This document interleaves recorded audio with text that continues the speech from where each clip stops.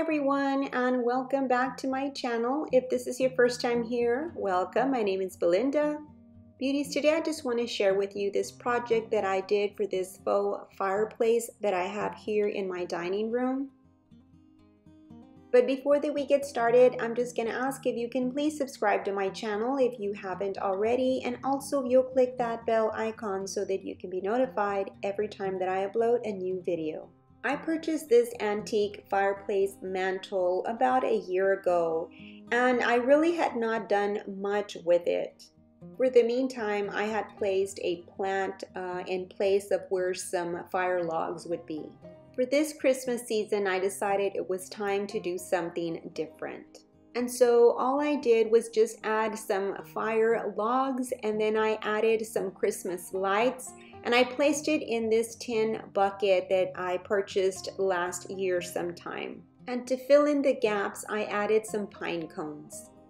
My goal for this project was to give this antique mantle a rustic Christmas decor.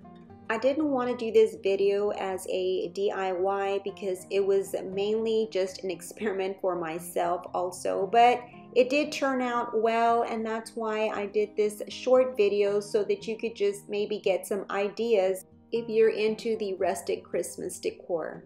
And in case you're wondering about that sleigh right there, I purchased it at Walmart, and also the box that says Noel.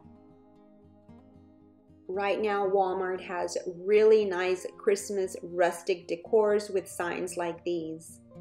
I'm almost done with my Christmas decor, but I still lack some things here and there. And this right here is a Dollar Tree Christmas tree that I put together. I hope that this video inspires you to get some ideas for your rustic Christmas decor. Well, beauties, that is it for this video. I just wanted to share this project with you. You have yourself a blessed day, and remember, love, laugh, and create. Until next time, bye-bye, and God bless.